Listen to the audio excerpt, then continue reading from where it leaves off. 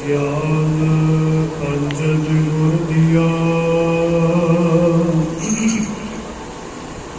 अज्ञान अंधेर विनाश।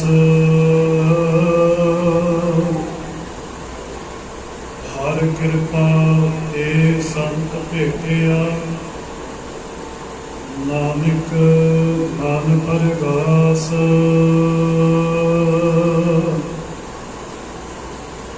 जो हमारी हित होती मेरे सतगुरा,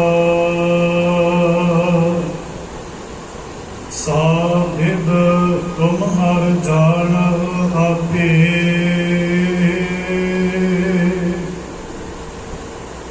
हम रुलते फिरते कोई बात ना पूछता, गुर सतगुर संग कीरे हम खाते। धन धन गुरु नानक जन केरा,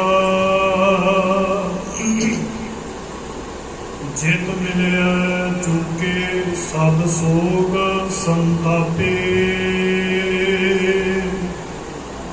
ज्ञान ध्यान किश कर्म ना जाना, नाहिन निर्मल करने। साध संगत कै अंचल लाभह, बिकम नदी जाए तरनी। जिना सास गिरास ना बिसरै, हर नामा मन मंत। धन से सोई नानका, पूरन सोई संत।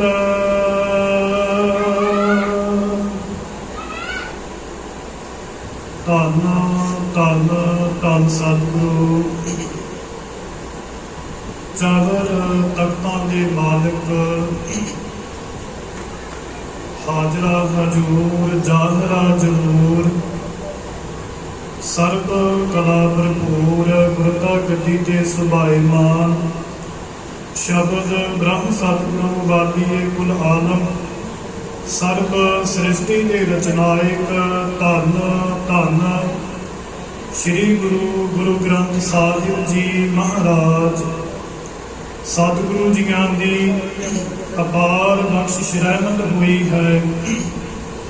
महापुरुष धन धन बाबा गंडा सिंह जी हर साल की तरह गुरमुख प्यारे सेवादार इकत्र हो करके तिन्हां दी याद नूं ताज़ा करदियां होया गुरबाणी हर जस कीर्तन ढाडी वारां कवीशरी वारां दे राही संगतां नूं निहाल कर रहे सन। आओ सतगुरु साहिब जी कृपा करन, गुरु ग्रंथ साहिब जी महाराज आप वित वर्त करके महापुरुष शहीद मुरीद आप विच वर्त करके मेरा भरिया हाथ रख के सतगुरु जियां दी गुरबाणी का जस सरवण करन का बल हुंदन बख्शिश करन। आप सरबत संगतां गुरु के चरणों की पावन पवित्र गोद का आनंद प्राप्त कर रहे हो। अपने मन नूं करिए जी पवित्र, गुरु चरणों पास शीस झुकाइए और गज करके फतेह का सिमरन करिए। आखो जी वाहिगुरु जी का खालसा, वाहिगुरु जी की फतेह। धन धन सतगुरु श्री गुरु गुरु अर्जन देव साहिब जी महाराज जियां दा आपां शहीदी गुरपुरब मना करके हटे आ। देश और विदेश के अंदर सतगुरु जियां दी लासानी शहीदी नूं याद किया जाता है।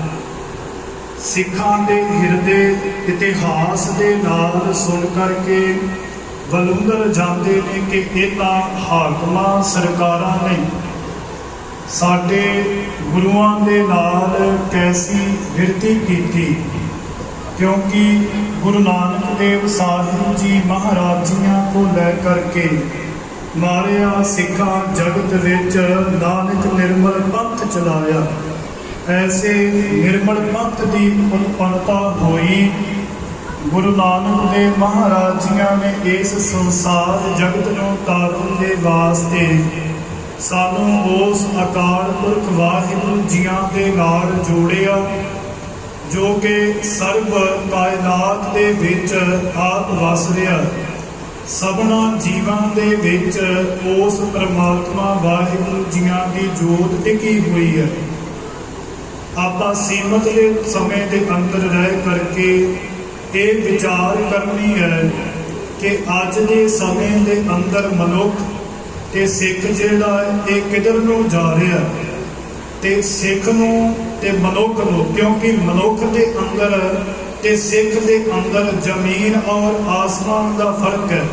ਮੈਂ ਤਾਂ ਕਰਕੇ ਇਹ ਸ਼ਬਦ ਵਰਤੇ ਕਿ ਮਨੁੱਖ ਔਰ ਸਿੱਖ ਦੇ ਅੰਦਰ ਅੰਤਰ ਕੀ ਹੈ, ਕਿਉਂਕਿ ਗੁਰੂ ਦੇ ਹੁਕਮਾਂ ਦੇ ਅੰਦਰ ਚੱਲ ਕਰਕੇ ਸਿੱਖ ਬਣਨਾ ਤਨ ਮਨ ਧਨ ਸਭ ਸੌਂਪ ਗੁਰ ਕਾ ਹੁਕਮ ਮੰਨਿਆ ਪਾਈਐ। ਸਤਿਗੁਰੂ ਗੁਰੂ ਅਮਰਦਾਸ ਸਾਹਿਬ ਜੀ ਮਹਾਰਾਜ ਕਹਿੰਦੇ, ਭਾਈ ਤੂੰ ਗੁਰੂ ਦੇ ਹੁਕਮ ਦੇ ਉੱਪਰ ਚੱਲਣਾ ਹੈ, ਆਪਣੇ ਮਨ ਨੂੰ ਔਰ ਤਨ ਨੂੰ ਗੁਰੂ ਚਰਨਾਂ ਦੇ ਪਾਸ ਸਮਰਪਿਤ ਕਰਨਾ ਹੈ। ਫਿਰ ਜਾ ਕੇ ਤੇਰੀ ਸਿੱਖਿਆ, ਤੇਰਾ ਸਿੱਖ ਜਾਂ ਤੂੰ ਗੁਰਮੁਖ ਪਿਆਰਾ ਸੂਝਵਾਨ ਗੁਰੂ ਦੀ ਮੱਤ ਧਾਰਨ ਕਰਕੇ ਬਣ ਸਕਦਾ। ਸਤਿਗੁਰੂ ਜੀਆਂ ਦੀ ਹਜ਼ੂਰੀ ਦੇ ਵਿੱਚ ਆਪ ਰੱਬ ਵਰਗੀਆਂ ਸੰਗਤਾਂ ਜੁੜ ਕਰਕੇ ਬੈਠੀਆਂ ਹੋ, ਕਿਉਂਕਿ ਵਿੱਚ ਸੰਗਤ ਹਰ ਪ੍ਰਭ ਵਸੈ ਜੀਉ। ਸਤਿਗੁਰੂ ਕਹਿੰਦੇ ਸੰਗਤ ਦੇ ਵਿੱਚ ਉਹ ਪਰਮਾਤਮਾ ਵਾਹਿਗੁਰੂ ਆਪ ਵਸਦਾ। ਸਤ ਸੰਗਤ ਕੈਸੀ ਜਾਣੀ ਹੈ, ਜਿੱਥੇ ਇੱਕੋ ਨਾਮ ਵਖਾਣੀ। ਸਤ ਸੰਗਤ ਸਾਧ ਸੰਗਤ ਉਹੀ ਹੈ ਜਿੱਥੇ ਉਸ ਪਰਮਾਤਮਾ ਵਾਹਿਗੁਰੂ ਜੀਆਂ ਦੀ ਸਿਫਤ ਸਲਾਹ ਹੁੰਦੀ ਹੈ। ਤੇ ਇਹ ਸਾਡਾ ਫਰਜ਼ ਹੈ, ਜਿੰਨਾ ਤੱਕ ਮਨੁੱਖ ਦੁਨੀਆ ਦੇ ਅੰਦਰ ਵਿਚਰਦਾ ਹੈ, ਜਿੰਨਾ ਤੱਕ ਜ਼ਿੰਦਗੀ ਦੇ ਸਵਾਸ ਹੈ ਇਸ ਜ਼ਿੰਦਗੀ ਦੇ ਅੰਦਰ, ਜਿੰਨਾ ਤੱਕ ਪ੍ਰਮਾਤਮਾ ਨੇ ਆਯੂ ਬਖਸ਼ਿਸ਼ ਕੀਤੀ ਹੈ। ਸਤਿਗੁਰੂ ਕਹਿੰਦੇ ਜਬ ਲਗ ਦੁਨੀਆ ਰਹੀ ਹੈ ਨਾਨਕ, ਕਿਛ ਸੁਣੀਐ ਕਿਛ ਕਹੀਐ। ਜਿੰਨਾ ਤੱਕ ਵੀ ਦੁਨੀਆ ਦੇ ਵਿੱਚ ਰਹਿਣਾ, ਸਦਾ ਵਾਸਤੇ ਪ੍ਰਮਾਤਮਾ ਵਾਹਿਗੁਰੂ ਜੀਆਂ ਦੀ ਸਿਫਤ ਸਲਾਹ ਸੁਣਨੀ ਵੀ ਹੈ ਤੇ ਕਰਨੀ ਵੀ।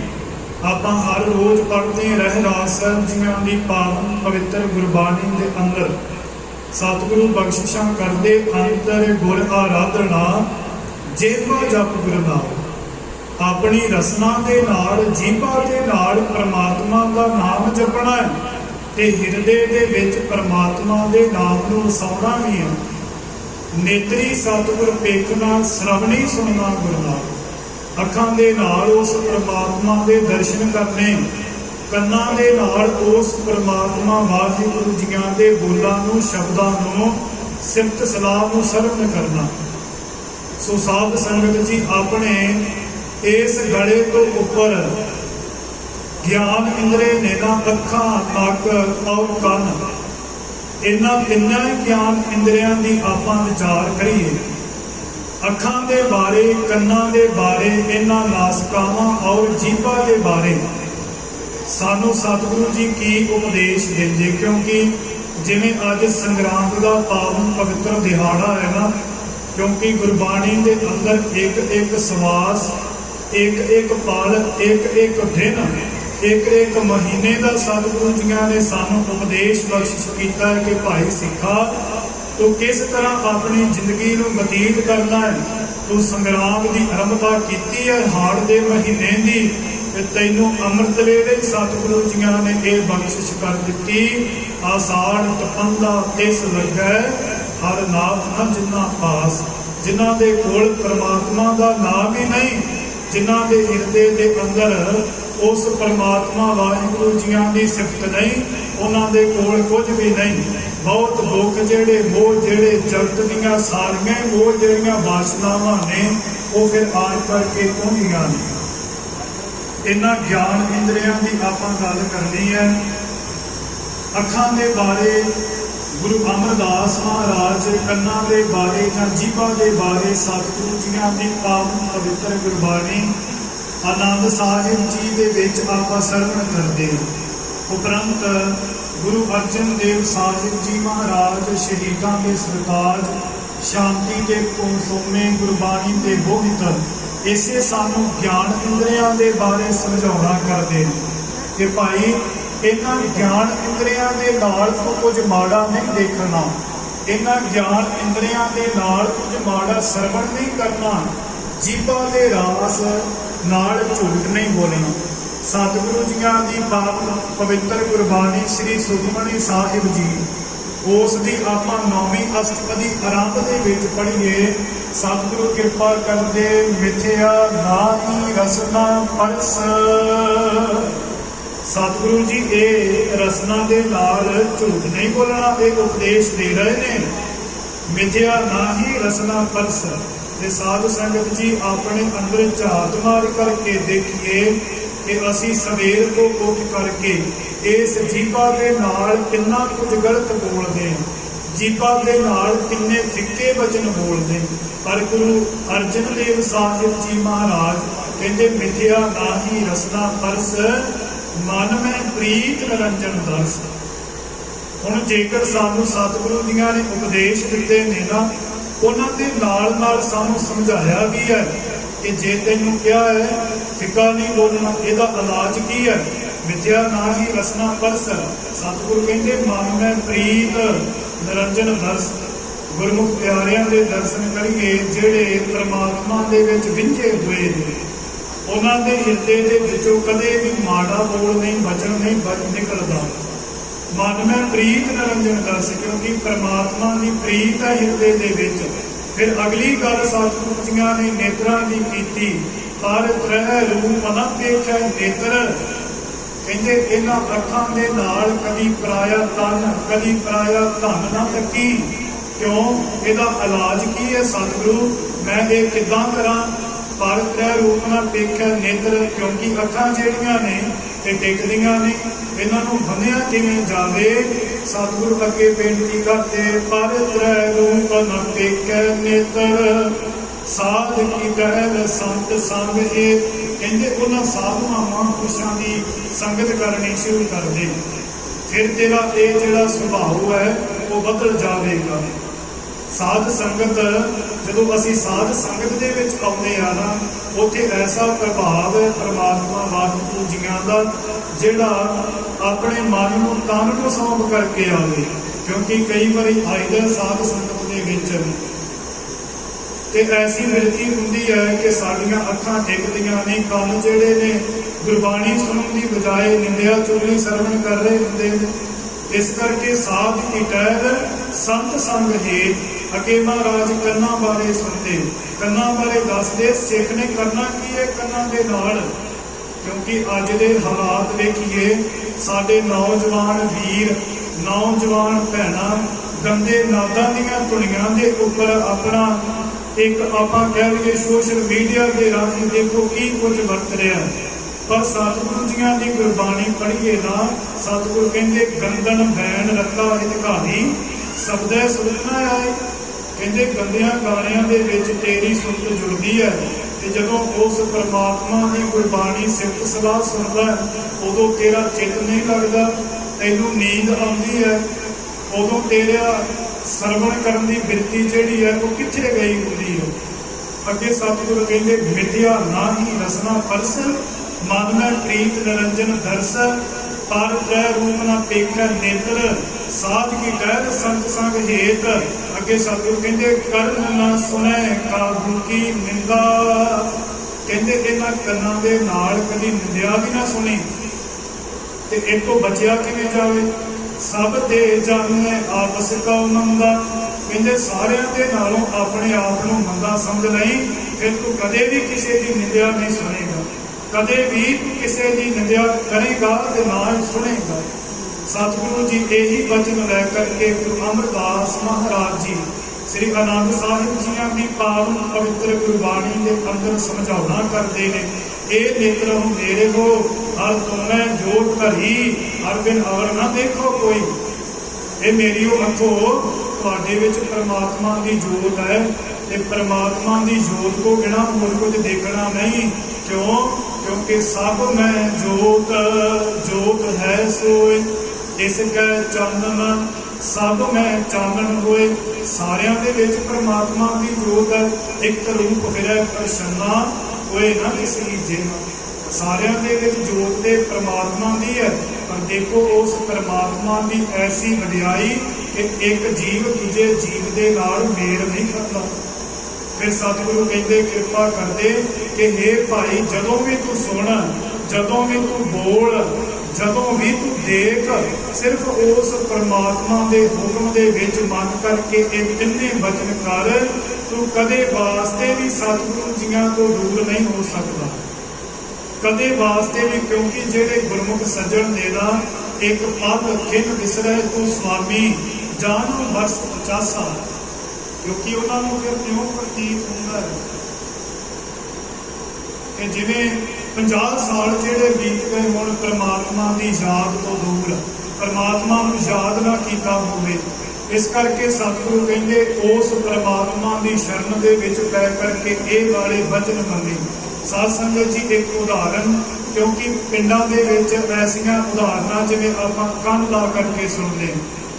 मध्य प्रदेश के अंदर एक नगरी है उज्जैन। उज्जैन नगरी के अंदर बड़े सूझवान प्रचारक ने, बड़े सूझवान व्यक्ति रहते हैं। उस नगरी के अंदर महान पंडित कालीदास का दीवान लगा हुआ, दरबार सजिया हुआ। उस दे विच सूझवान आउंदे ने, होर दरबारी आउंदे ने। उस दे अंदर एक कलाकारी विखाउण दे करके एक मनुख 3 मूर्तियां लै करके आउंदा है। बड़े ध्यान दे नाल मेरी गल सरवण करियो, क्योंकि आपां सरवण करन दे वास्ते इत्थे इकट्ठे होए आ। ते सरवण करना किवें, साडे कंन सुणन किवें परमात्मा दी गुरबाणी। उस दरबार दे अंदर जदों 3 मूर्तियां लै करके आउंदा है ना, ते ओह आन करके कहंदा है उस राजे नूं, कहंदा है कि सानूं इन्हां तीनों ही मूर्तियां दे तुसी अलग अलग करके मुल जिहड़ा वो सानूं देना। इक्को मूर्तियां ने, इक्को धात दियां बणियां ने, इक्को जिहा रंग है, इक्को जी लंबाई उचाई, इक्को जिहा भार है। ये सारे दरबारी कहण लगे इस दे विच फर्क की है। उत्थे फिर महान पंडित कालीदास जी आउंदे, उन्हां कहा कि एक मांजे का तीला मंगाया जाए। मांजे का तीला मंगाया, पहली मूर्ति अगे रखी, उस दे कंन दे विच तीला जदों मारिया ना ते मूँह दे राही बाहर निकल आया। उसकी बनतर ऐसी बनी सी अंदरों, अंदरूनी तौर ते वो कंन चों तीला पाया ते मूँह राही बाहर निकल आया। फिर दूजे पासे जदों दूजे कंन भी पाया, फिर मूँह दे राही बाहर निकल आया। फिर एक कंन चों पाया, तीजी मूर्ति दे वो अंदर ही समा गया। दोवां कन्नां चों तीला पावे ते वो अंदर ही रह जाए, ना तो मूँह के विचों बाहर निकले, ना दूसरे कंन दे विचों। क्यों? क्योंकि उसकी बनतर ऐसी सी। तो जदों सारिਆਂ ने ये विचार की कि इसका की मतलब होया, महान पंडित कवि कालीदास जी कहते पहली मूर्ति का ढेला कीमत नहीं, ढेला मुल नहीं। सारे कहते क्यों, इन्नी सुंदर दिख रही है, इन्नी सोहनी तस्वीर है, ਇਹਦਾ क्यों मुल नहीं। उसने कहा एक ਸਰੋਤਾ ਹੁੰਦਾ है ਜਿਹੜਾ सुनता है ਤੇ अपने मूँह के राही बाहर कर दिंदा है। जिवें मेरे वर्गा मूर्ख ला लवो, प्रचारक कौम ला लवो। एक ਸਰੋਤਾ ਹੁੰਦਾ है ਕੰਨ के राही सुनता है, दूजे ਕੰਨ के राही गल नूं बाहर कर दिंदा है। एक ਸਰੋਤਾ ਹੁੰਦਾ है ਕੰਨਾਂ के राही सुनता है और अंदर ही समा जाता है, वो है ब्रह्म ज्ञानी अवस्था। जदों पहली मूर्ति का मुल पाउण की गल आई तो महान पंडित कहण लगे इस मूर्ति को बाहर सुट देवो, इसकी ढेला कीमत नहीं, क्योंकि वो मूँह के राही बाहर कर दिंदा है, कंन के राही दूजे कंन राही बाहर। जदों तीजी मूर्ति की गल आई ना तो वो महान पंडित कहण लगा इस मूर्ति की तुसीं कीमत दे ही नहीं सकते। सारे कहण लगे क्यों, बनतर एक लगी उन्नी कीमत लगी क्यों, दूजियां व्यर्थ ये क्यों, इसकी कीमत क्यों नहीं दे सकते।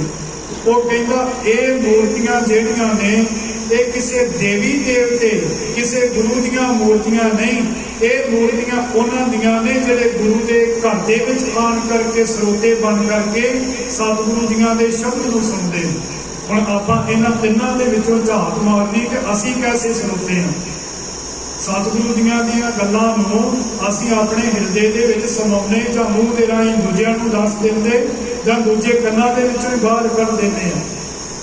ਕਿਉਂਕਿ ਬਹੁਤ ਜ਼ਿਆਦਾ ਸਰਵਣ ਕਰਨ ਦੇ ਵਾਸਤੇ ਇਕਾਗਰਤਾ ਤੋਂ ਬਾਅਦ ਜਿਵੇਂ ਦੁਨਿਆਵੀ ਪੜ੍ਹਾਈ ਵਿਦਿਆ ਹਾਸਲ ਕਰੀਏ ਨਾ, ਛੋਟੀ ਕਲਾਸ ਦੇ ਅੰਦਰ ਛੋਟੀ ਵਿਦਿਆ ਸੌਖੀ ਵਿਦਿਆ ਜਿਹੜੀ ਬੱਚੇ ਨੂੰ ਤਾਂ ਲੈਵਲ ਤੱਕ ਲੈ ਸਕੇ, ਇਸੇ ਤਰ੍ਹਾਂ ਗੁਰਮਤਿ ਦੀਆਂ ਕਲਾਸਾਂ ਨੇ, ਗੁਰੂ ਨਾਨਕ ਦੇਵ ਮਹਾਰਾਜ ਜੀਆਂ ਦੇ ਘਰ ਦੀਆਂ ਕਲਾਸਾਂ ਨੇ। ਹੌਲੀ ਹੌਲੀ ਬਿਰਤੀ ਉੱਪਰ ਉੱਠਦੀ ਹੈ, ਬ੍ਰਹਮ ਗਿਆਨੀ ਅਵਸਥਾ ਬਣਦੀ ਹੈ, ਫਿਰ ਜੋਤੀ ਜੋਤ ਮਿਲੀ, ਫਿਰ ਤੇ ਉਸ ਪਰਮਾਤਮਾ ਦੀ ਜੋਤ ਦੇ ਨਾਲ ਜੋਤ ਜਿਹੜੀ ਹੈ ਉਹ ਮਿਲ ਜਾਂਦੀ ਹੈ।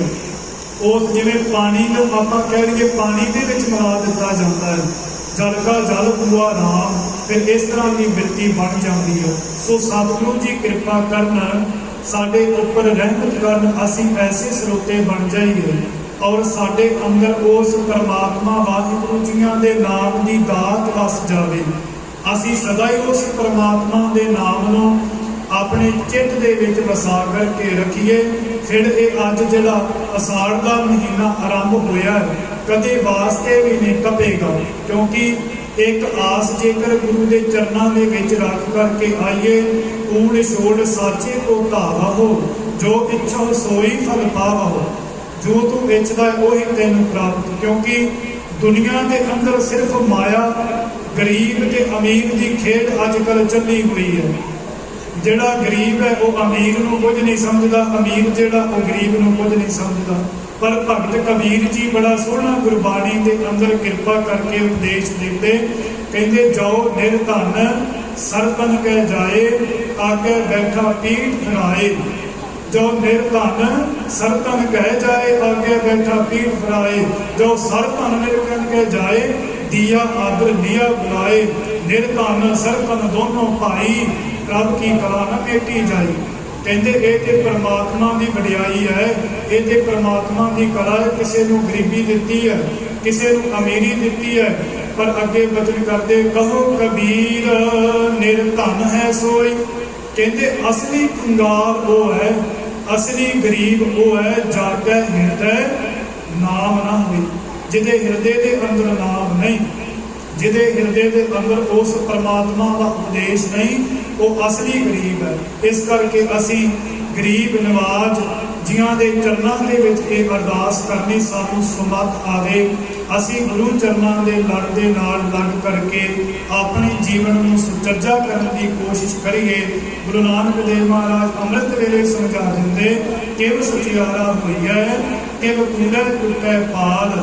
ਕਿਵੇਂ ਭਾਈ ਇਹ ਕੂੜ ਦੀ ਕੰਧ ਜਿਹੜੀ ਟੁੱਟ ਸਕਦੀ ਹੈ, ਸਾਡੇ ਅੰਦਰ ਤੇ ਪਰਮਾਤਮਾ ਦੇ ਅੰਦਰ ਇੱਕ ਕੂੜ ਦੀ ਕੰਧ ਹੈ। ਉਸ ਕੂੜ ਦੀ ਕੰਧ ਨੂੰ ਤੋੜਨ ਦੇ ਵਾਸਤੇ ਨਾਨਕ ਸਤਿਗੁਰੂ ਗੁਰੂ ਨਾਨਕ ਦੇਵ ਮਹਾਰਾਜ ਕੀ ਸਮਝਾਉਂਦੇ ਕਿ ਉਸ ਪਰਮਾਤਮਾ ਦੇ ਚਰਨਾਂ ਦੇ ਨਾਲ ਜੁੜ ਕਰਕੇ ਉਸ ਦਾ ਹੁਕਮ ਮੰਨ। ਕਿਵ ਸਚਿਆਰਾ ਹੋਈਐ ਕਿਵ ਕੂੜੈ ਟੁੱਟੈ ਪਾਲ, ਹੁਕਮ ਰਜਾਈ ਚੱਲਣਾ ਨਾਨਕ ਲਿਖਿਆ ਨਾਲ। ਸਤਿਗੁਰੂ ਜੀਆਂ ਦੀ ਅਥਾਹ ਬਖਸ਼ਿਸ਼ ਰਹਿਮਤ, ਸਤਿਗੁਰੂ ਜੀਆਂ ਨੇ ਵਡਿਆਈਆਂ ਕਰਕੇ ਆਪ ਸਰਬੱਤ ਸੰਤਾਂ ਦੀ ਅਥਾਹ ਰਹਿਮਤ ਹੈ ਔਰ ਸਤਿਗੁਰੂ ਜੀਆਂ ਦੇ ਆਪ ਵਿੱਚ ਵਰਤ ਕਰਕੇ ਵਡਿਆਈਆਂ ਕਰਾਈਆਂ। ਸਤਿਗੁਰੂ ਜੀਆਂ ਦੀ ਪਾਵਨ ਪਵਿੱਤਰ ਗੁਰਬਾਣੀ ਦੀ ਵਿਚਾਰ ਕਰਦਿਆਂ ਹੋਇਆਂ ਇੱਕ ਨਹੀਂ ਅਨੇਕ ਪ੍ਰਕਾਰ ਦੀਆਂ ਗਲਤੀਆਂ ਭੁੱਲਾਂ ਹੋ ਜਾਣੀਆਂ ਸੁਭਾਵਿਕ ਨੇ, ਕਿਉਂਕਿ ਅਣਜਾਣ ਬੱਚੇ ਹਾਂ, ਭੁੱਲਣ ਅੰਦਰ ਸਭ ਹੋ ਅਭੁੱਲ ਗੁਰੂ ਕਰਤਾਰ। ਸਤਿਗੁਰੂ ਜੀਆਂ ਦੀ ਵਡਿਆਈ ਨਹੀਂ ਕਰ ਸਕਦੇ, ਸਤਿਗੁਰੂ ਆਪ ਰਹਿਮਤ ਕਰੇ ਸਾਡੇ ਅਣਜਾਣ ਬੱਚਿਆਂ ਦੇ ਕੋਲੋਂ, ਮਨਮੁਖਾਂ ਦੇ ਕੋਲੋਂ ਇਸੇ ਤਰ੍ਹਾਂ ਆਪਣੀ ਜਿਹੜੀ ਵਡਿਆਈ ਸੋਭਾ ਕਰਵਾਉਂਦੇ ਰਹਿਣ।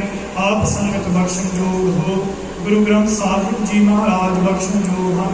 ਸਤਿਗੁਰੂ ਜੀ ਅਗਾਂਹ ਵਾਸਤੇ ਕਿਰਪਾ ਕਰਨ। ਆਓ ਸਮਾਪਤੀ ਹੈ। ਅਗਲਾ ਪ੍ਰੋਗਰਾਮ ਆਪ ਜੀਆਂ ਨੂੰ ਪ੍ਰਬੰਧਕ ਵੀਰ ਸਰਵਣ ਕਰਵਾਉਣਗੇ। ਕੋਈ ਵੀ ਰਸਮਾਂ ਵਾਂਝੀ ਨਾ ਰਹੇ। ਫਤਿਹ ਸਿਮਰਨ ਹੈ। ਸਤਿਗੁਰੂ ਜੀਆਂ ਦੀ ਬਖਸ਼ਿਸ਼ ਕੀਤੀ ਹੋਈ ਫਤਿਹ ਦਾ ਸਿਮਰਨ ਬੁਲਾਓ।